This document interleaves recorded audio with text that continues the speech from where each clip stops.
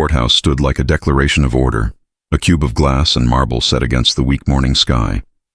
Every surface gleamed as if to deny the existence of dust or of people.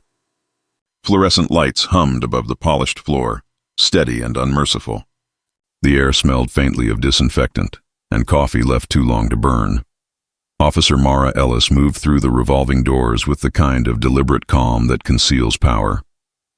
She wore civilian clothes, a dark coat, pressed trousers, simple black shoes. Her badge, the gold weight of her authority, rested inside her bag, not yet shown, not yet necessary. The morning light cut through the glass walls and spread itself over the atrium in strict symmetrical lines. The architecture did not welcome. It monitored. At the security checkpoint, a row of metal detectors stood like sentinels, blinking green and red in rhythm with the sound of belts clinking and shoes sliding on tile. The courthouse guard, a young man with a tired expression, waved her forward without looking up. Behind him stood another figure, broad-shouldered, uniformed, self-assured. Officer Frank Dwyer. He watched her approach with the easy suspicion of someone who assumes authority belongs to him by default.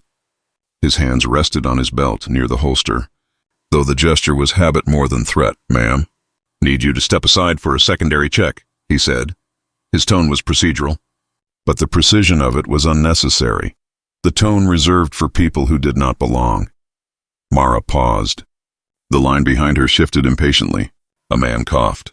The scanning machine hummed, and the sound filled the pause between them like static. "Is there an issue?" she asked, voice measured, professional. "Random screening," he said. "Just policy, policy." A word that always meant more than it said. She stepped aside. The clock above the entrance ticked loudly, each second falling like a gavel stroke. Dwyer motioned toward her bag. He opened it with the slow confidence of someone performing for invisible judges. Inside, a folder, a pen, a badge enclosed in a black leather case. His eyes brushed over it but did not open the flap. He didn't look long enough to see what it was. He began to pat down the exterior of the bag as if the small gesture could reassert the order of the world. "You here for jury duty?" "No." "Witness?" "Not quite," he grunted. The air between them thickened, filled with the soft mechanical noises of the checkpoint. Belts, bins, the low murmur of official voices. Mara kept her gaze steady. She had been in dozens of buildings like this one, all built to impress and intimidate, all hiding the same quiet rot beneath their symmetry. She watched him work with the precision of a surgeon studying pathology, noting every unnecessary touch, every assumption.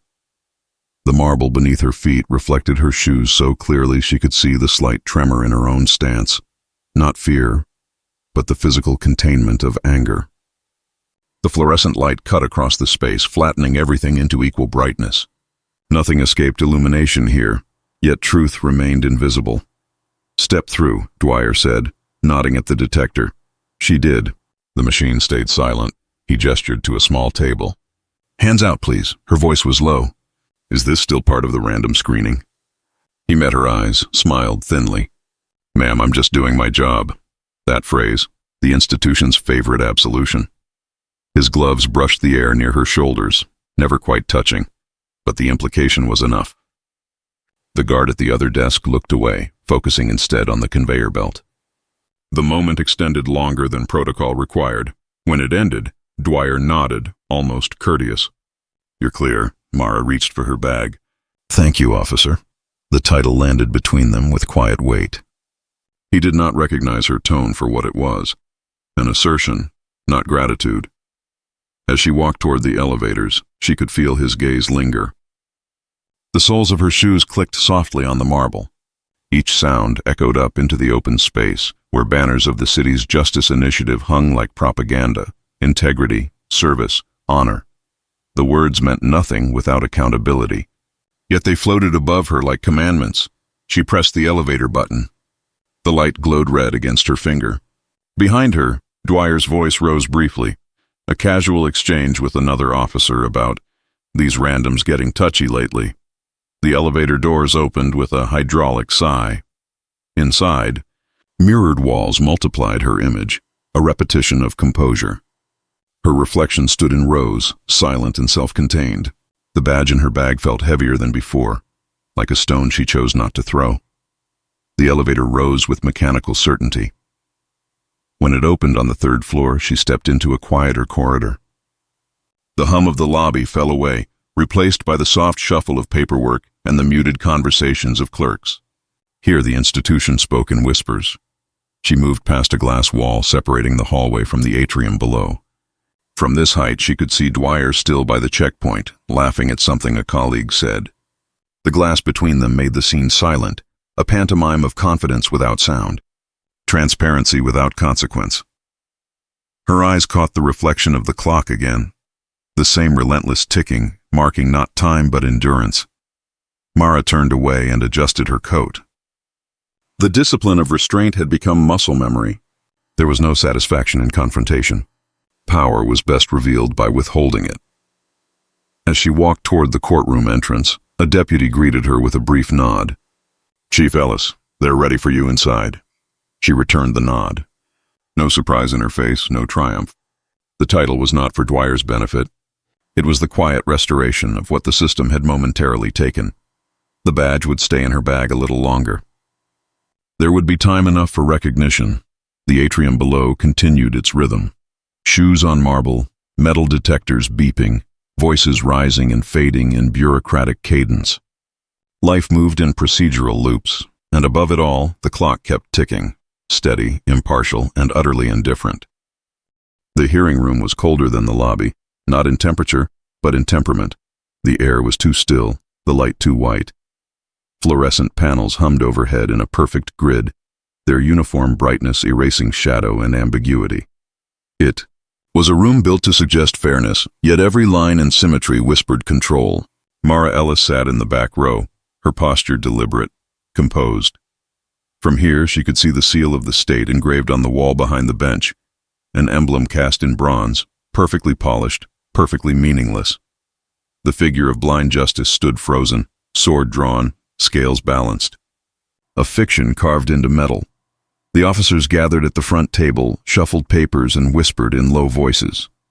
The accused sat rigidly, hands clasped, his uniform too crisp for the circumstances. A misconduct hearing officially. Unofficially, another performance of accountability. The folders stacked before the committee were thick with forms and affidavits, but they smelled of paper, not truth. Mara's breath fogged faintly in the chilled air. She folded her hands in her lap and let silence do its work. The door opened. Frank Dwyer entered. He walked with the same gait as before, confident, casual, unseeing. He greeted a sergeant with a hand on the shoulder, exchanged a smirk with another officer near the wall. His laughter cut through the sterile quiet like static. He was not there for the hearing itself. He was security detail today, assigned to maintain order. It gave him the illusion of neutrality. "Morning, boys," he said. "Let's see if they hang him or slap his wrist." A few chuckles rippled in response. Mara did not move. From her place in the back, she could see the details others missed. The slight stain on his cuff, the shine of his boots polished to authority, the way his badge caught the overhead light. That same badge which had stared her down in the lobby an hour earlier. The chair of the committee called the room to order. The gavel struck once, a hollow ceremonial sound. Papers rustled. The accused rose to speak. His voice trembled slightly, though he tried to steady it with phrases of obedience. "I acted in accordance with procedure. I believe the suspect was reaching. I had no intent." Procedure, belief, intent. The holy trinity of institutional absolution. Frank leaned against the side wall, arms crossed. His posture was easy, almost lazy, but his smirk betrayed attention. The pleasure of watching another man's reckoning from the safety of the margins. Mara watched too, but her stillness carried a different charge. She had read the reports. She knew the evidence. The case was under her review. Not in this room, not yet. This was the public theater. Her decision would come later, in writing, through channels that claimed objectivity but flowed through human veins. The fluorescent lights buzzed louder for a moment, as though reacting to tension. No one noticed. The sergeant questioned the accused. Legal counsel responded. The rhythm was predictable. Statement, objection, deflection. Every sentence seemed pre-written, as if the building itself had spoken these words countless times before. Mara felt the air thicken with the weight of habit. Justice here was procedural, not moral. "Officer Dwyer," one of the committee members said suddenly, "can you confirm you were present at the arrest in question?" Frank straightened. "Yes, sir." "Do you recall the subject resisting?" He paused. "Aggressive stance, sir. Didn't comply with verbal commands." His phrasing was textbook, sterile. The committee member nodded, satisfied. Another layer of narrative was added to the file, thin paper over raw incident. Mara watched him closely. His jaw tightened slightly after speaking, a small gesture of self-approval. She recognized it, the look of a man reaffirming his own righteousness. As testimony continued, the chill in the room deepened. The overhead vents released a slow, steady breath of cold air, making the edges of her papers curl. A woman near the front rubbed her arms. No one asked to adjust the temperature. Discomfort was part of the ritual. Mara's gaze drifted again to the state seal. The light struck its bronze surface, splitting into dull reflections across the wall. Blind Justice stood indifferent, one hand raised, scales poised in balance. But from her angle, the sword's shadow fell over the defense table. The symbolism felt too precise to be coincidence. A moment of silence descended as the accused's lawyer finished speaking. The chair leaned back, pen tapping softly on the table. Frank shifted near the wall and murmured something to another officer beside him. A joke. The words were low but clear enough for Mara to hear. Something about quota hires and paper promotions. The officer next to him didn't laugh. He looked down instead. Mara's fingers tightened around the edge of her folder. The paper crinkled softly, the only sound she allowed herself. Her expression did not change. The cold light flattened her face into neutrality. She wanted him to feel the silence, to notice it pressing against him. But he didn't. Not yet. The committee adjourned briefly. Chairs scraped. Voices rose again in low, bureaucratic tones. Mara remained seated, eyes on the table where the evidence lay. Photos, transcripts, statements, the anatomy of misconduct reduced to text. Each page was numbered, formatted, stamped. Every act of harm had a reference code. When the members filed out, Frank turned slightly, scanning the room. His eyes met hers for the first time that morning. A flicker of recognition, not of who she was, but of having seen her before. His brow furrowed faintly, then smoothed. He didn't remember her. He offered a half smile, the kind reserved for strangers he considered beneath notice. She returned nothing. The silence between them felt colder than the air. He looked away first. The chair returned, the hearing resumed, and the ritual concluded exactly as expected. No verdict yet, only postponement. Further review required, the system's favorite phrase. As the room emptied, Mara stood slowly. Her coat brushed against the wooden pew. The echo of her steps followed her to the door, measured, patient. Behind her, the state seal caught the fading light once more. Blind Justice gleamed, unmoved, as if the hearing had never happened at all. Outside, in the corridor, the temperature felt almost warm. The faint hum of the fluorescent lights followed her, a mechanical pulse that could never be silenced. She paused by a window overlooking the atrium below. Frank was there again, speaking, to the same group of officers, laughter blooming like static across the sterile space. She watched him for a long moment, then turned away. The sound of the hearing room door closing behind her was soft but final, a hinge of the institution turning, slowly, inevitably. The corridor outside the hearing room was narrow, long, and unlit, except for a single row of recessed lights humming faintly in the ceiling. The air was warmer here, but carried the faint metallic tang of old pipes and disinfectant. Every sound, footsteps, the creak of a door, the shuffle of papers, stretched thin and lingered too long, as though the walls themselves were reluctant to release them. Mara Ellis walked slowly, her coat draped over one arm, the folder of notes balanced in the other. Her heels struck the tiled floor with the steady rhythm of containment, each step measured, deliberate. The hearing had ended, but the performance of justice had not. It followed her like a residue, invisible but persistent. Behind her came another set of footsteps, louder, looser, Frank Dwyer's voice echoed down the corridor before his body came into view. Rough crowd in there today. Paper pushers trying to play judge. Mara did not turn. She recognized the tone, the careless drawl of a man who mistakes informality for dominance. The sound of his voice filled the space too easily, as though it were designed for rooms like this. He caught up to her. "Didn't peg you for the courtroom type," he said. "Figured you'd be long gone after that little delay at the checkpoint." His words carried a smirk. Mara stopped. Slowly, she turned. The corridor's lights drew thin white lines down the center of his uniform. He was still wearing the same expression, the one that assumed understanding without ever asking for it. "I was here for observation," she said. He nodded, taking it as explanation. "Yeah, well, you saw how it goes. Always the same. One of ours gets dragged in and the brass pretends to care. Then they toss the report in a drawer." He leaned one shoulder against the wall, relaxed. "Guess we all gotta pretend the system works, right?" She studied him. His face was open, confident. He didn't hear himself. His next words came lightly, almost conversationally. "Still kind of funny. You don't see many outsiders sticking around these parts. Guess you've got a stake in this circus?" The word outsiders hung in the air like a stain. It did not echo. It absorbed. The silence that followed was dense, uncomfortable, exact.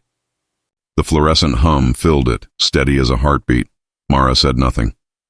She looked at him, and the weight of her gaze made him shift slightly, one foot scraping against the tile. A janitor passed them, an older man with a mop and a bucket that squeaked faintly as it rolled. The smell of ammonia drifted behind him, sharp, cleansing. He nodded politely without stopping. The mop slid in even arcs across the floor, leaving behind ribbons of water that caught the overhead light and shimmered briefly before fading to dullness. Frank stepped aside to let him pass, eyes flicking to the security camera above them, a small black dome mounted to the corner ceiling. It watched silently, its red indicator blinking at patient intervals. "See?" Frank said, gesturing toward it. "Always watching. Can't sneeze in this place without being recorded." He laughed softly. "Guess that's one kind of justice." Mara's gaze lingered on the mop water, the way it reflected both of them distorted in the puddle. The illusion of cleansing, nothing more. When she spoke, her voice was low. "You think the cameras see everything?" Frank shrugged. "They see enough. Catch the wrong people, at least. Do they catch the right ones?" He frowned slightly, caught off guard by the tone. "What's that supposed to mean?" Mara took one step closer. The sound of her heel cut through the hum. "It means," she said evenly, "that seeing isn't the same as understanding." He stared at her, uncertain now. The confidence in his posture faltered just slightly. "Look, lady, I was just making conversation."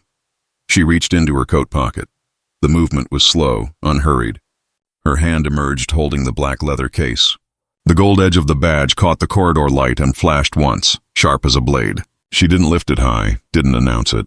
She simply held it open between them, the quiet truth of hierarchy rendered in metal and seal. The reflection from the badge danced briefly across his face. His expression fractured. The smirk evaporated. His mouth opened, then closed. "You're—" "Yes." Her voice was steady, surgical. "Chief Ellis, Internal Affairs Division." The corridor seemed to constrict around them. The hum of the lights grew louder, oppressive. Frank straightened instinctively, his spine snapping to attention. "Chief, She raised one hand, stopping him. The gesture was small, absolute. "Don't," she said. "Not yet." The janitor's mop slid past again, collecting the last traces of water, the faint reflection dissolving with each pass. The sound was soft, but final, like the turning of a page. Mara stepped closer until they were an arm's length apart. Her eyes stayed on his. "You had an opportunity this morning to recognize professionalism. You chose condescension instead. You had another just now, and you chose ignorance." Frank swallowed hard. His voice was thinner now. "Chief, I didn't mean—" "You did," she said. "That's the point." He looked toward the camera as if seeking a witness, but the black dome stared back, mute and unhelpful. It had seen everything, recorded everything, but it would say nothing. Mara followed his gaze. "You're lucky the system records what it sees, not what it means." He opened his mouth again, searching for words that didn't exist. The air between them carried the faint hum of the fluorescent lights, the slow drip of water from the mop, the quiet vibration of power shifting. Mara closed the badge case and slipped it back into her pocket. "Report to my office at 1600, she said. "We'll continue this discussion in writing." Her tone was calm, not punitive, not angry. Administrative. And that was worse. She stepped past him. The faint smell of bleach followed in her wake. He remained where he stood, eyes fixed on the corridor floor, where a thin trail of mop water wound its way between tiles before vanishing down a drain. When Mara reached the far end of the hall, she paused and glanced back. He was still there, motionless, caught between the blinking eye of the camera above and the pale reflection of the badge still lingering in his mind. She turned the corner and disappeared from view. The janitor finished his work, pushing the bucket slowly down the corridor. The wet floor gleamed for a moment under the light, pure and temporary, before dulling again into sameness. The system had been cleaned, not changed. The briefing room had no windows, only walls the color of ash, a ceiling of flickering fluorescence, and a long metal table that ran its full length. Institutional, indestructible, indifferent. Every surface reflected light in small, hard glints, as though the building itself resisted softness. At 15:59, the room was silent. The hum of the overhead bulbs filled the space with a kind of sterile tension, the sound of nerves disguised as electricity. At 16 Nurhan exactly, Mara Ellis entered. Her steps made no echo. Authority, when absolute, did not need sound. She placed a folder on the table, her badge resting atop it, gold against gray steel, and took her seat at the head. Around her sat 7 officers, each with their own folders, pens, and small defensive postures. Frank Dwyer sat at the far end, back straight but not from discipline, from fear. The meeting began without preamble. "Internal review, case reference 287B, Mara said. Her voice was measured, precise. "This session is being recorded." She let the statement linger in the air. The microphone on the center of the table blinked red, steady and unblinking. No one spoke. Mara opened her folder. The sound of paper against metal was sharp, like the striking of a match. "Officer Dwyer," she began, eyes still on the page. "You were present at this morning's hearing regarding Officer Talbot." "Yes, ma'am," Frank replied, his voice clipped. "And you made a statement to the committee regarding the suspect's behavior at the time of arrest." "Yes." "You described the suspect's stance as aggressive and noted that he did not comply with verbal commands. Correct?" "Yes." She looked up. "Was that your assessment or the departmental narrative you've been trained to recite?" The question fell like a blade. The fluorescent lights buzzed louder. Frank blinked. "My assessment, ma'am." Her expression did not change. "Then let's examine it." She gestured to one of the other officers, Lieutenant Hahn. "Read Section 4B of the arrest report." Hahn's voice was monotone, bureaucratic. The suspect raised his hands, at the instruction of the arresting officers, and did not make further movement before physical restraint was applied. Silence. The air seemed to contract. Frank's jaw tightened. His reflection shimmered faintly on the metal surface, distorted. Mara leaned back slightly. "So the suspect complied, and yet your statement framed him as aggressive. Explain." He hesitated. His tone was confrontational, ma'am." Her gaze sharpened, though her voice remained even. "You inferred aggression from tone." "Yes, ma'am." "A tone you deemed aggressive." "Yes." "Because?" Frank swallowed. "Because it was directed at me, ma'am." Mara's pen tapped once against the folder, an almost imperceptible sound, but deliberate. "Do you believe disagreement with an officer constitutes aggression?" He exhaled slowly. "Not always, but in this case, it did." He nodded once, uncertain. "Yes, ma'am." Mara let the silence stretch. It grew heavy, pressing down on every uniform in the room. Even the fluorescent hum seemed to fade beneath it. Then quietly, "You also made remarks in the corridor this morning, Officer Dwyer. Remarks regarding outsiders and law enforcement. Do you deny this?" Frank's face flushed. "No, ma'am. I misspoke." "Misspoke." Mara repeated, as though testing the word for structural integrity. Would you like to clarify what you intended to say? He hesitated. Just observation, ma'am, nothing personal. Her tone remained neutral. Observations often are. The officers around the table shifted slightly. One cleared his throat, another looked down at his folder as if the text might provide refuge. The hum of the lights seemed louder now, as if the room itself were leaning closer to listen. Mara's posture was impeccable. Shoulders back, chin level, stillness weaponized. Officer Dwyer, you operate within a department that claims to uphold impartiality. Do you believe bias is compatible with law enforcement? He shook his head. No, ma'am. And yet you acted with bias this morning. Twice. The words landed without force, without tone, pure fact. The kind of truth that could not be debated. Frank tried to speak, but the language of defense had deserted him. His throat worked, but no sound emerged. Mara glanced around the table. Bias is not an error of procedure, she said. It is a failure of character. Procedure can be corrected. Character must be confronted. No one dared respond. The only sound was the faint scratching of her pen as she noted something in the margin of her report. The room was bright, oppressively so. The fluorescent light struck the table and reflected upward, bleaching color from every face. Exposure as punishment. Frank sat perfectly still, the muscles in his jaw twitching under control. The badge on his chest gleamed faintly, but in this light, it looked less like honor and more like confession. Mara continued, her tone almost gentle. Officer Dwyer, do you believe this department enforces the law equally? He hesitated. We try to, ma'am. Try? Yes. Then the law depends on effort, not ethics? He faltered. That's not what I meant. But that's what you said. She closed the folder. The sound was final. We'll conclude here. The officers did not move. The meeting wasn't long, but it had stretched time. Each second precise, deliberate, unrelenting. Mara stood, sliding her chair back without haste. This record will be submitted for review, she said. Further evaluation pending. Her eyes swept the table. Before we adjourn, she paused, letting the moment hang. I want to remind you all that silence is a statement. Inaction is a choice. Neutrality in the face of misconduct is complicity. You will be judged accordingly. The officers stared down at their notes. None met her gaze. Frank's hands were clasped tightly on the table, the posture of a man holding himself together by force. Mara gathered her folder and badge, then turned toward the door. The sound of her footsteps was steady, unhurried. Behind her, the metal table reflected 7 distorted faces and one badge that no longer gleamed. As she reached the doorway, the overhead lights flickered once, a brief pulse of brightness, as if the building itself blinked.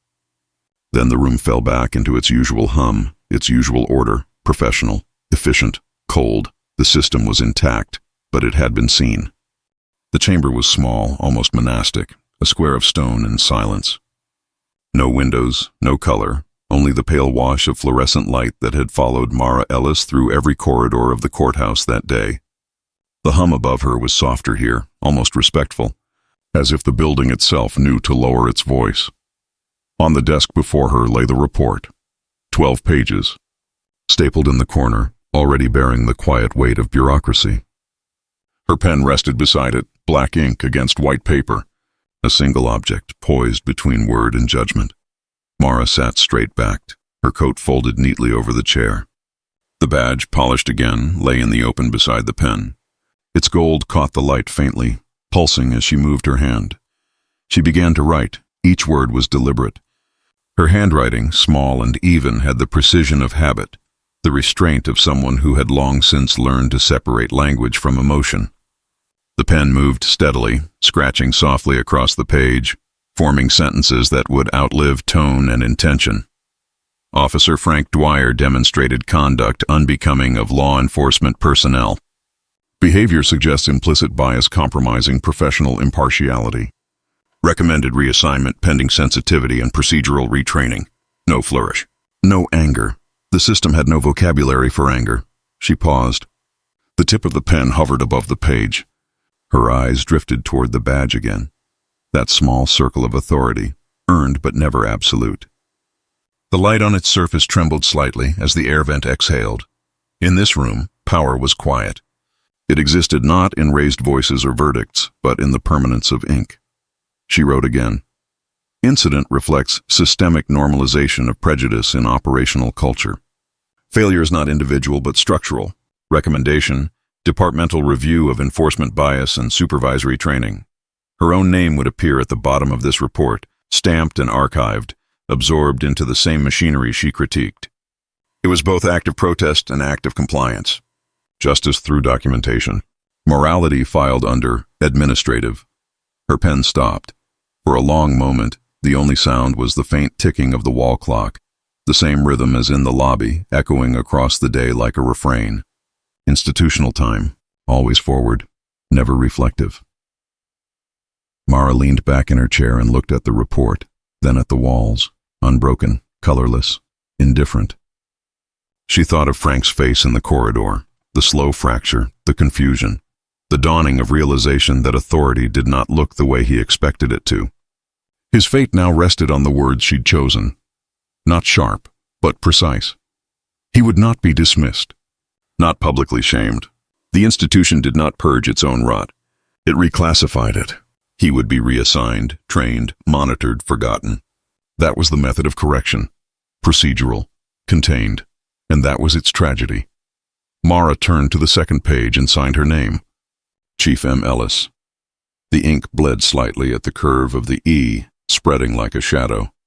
She gathered the papers, aligned the corners, and stapled them with a single decisive click. The sound echoed in the small room, mechanical and final. For a moment, she let her hand rest atop the report. Not as signature, but as benediction. Not for him, for the system itself, the endless, self-correcting loop she both served and questioned. A knock came at the door. A clerk entered, expression neutral. "Ma'am, they're ready to file it," Mara nodded, passing the folder across the desk. Their fingers brushed briefly, the only human warmth in the room. When the door closed, she remained still. The badge gleamed quietly beside her, its reflection fractured on the steel surface. She reached for it, holding it in her palm. It was heavier than it had been in the morning. Not from metal, from meaning. For a moment, she studied her own reflection in its curve, distorted, incomplete, but unmistakably hers. Then she stood. The chair slid back softly against the floor. She gathered her coat, clipped the badge back to its place, and smoothed the fabric over it. The gesture of ritual, as familiar as prayer. When she opened the door, the corridor beyond was empty. The light there was dimmer, fading toward evening. Each step she took carried the faint echo of completion, not triumph but closure. At the end of the hallway, an exit sign glowed red above a glass door. She pushed through it and stepped into the atrium. The courthouse looked different now. The crowds were gone. The metal detectors stood silent, unmanned. The marble floor reflected the last remnants of sunlight filtering through the high glass walls. Dust motes floated in the golden light, particles suspended in quiet judgment. The clock above the entrance ticked toward 5. Time to leave. She crossed the atrium, her reflection gliding beside her on the polished floor. For a moment, the echo of the morning returned. The checkpoint, the scanning hum, the thinly veiled scrutiny of a man who thought authority came with color. Now, the same space felt emptied of its illusion.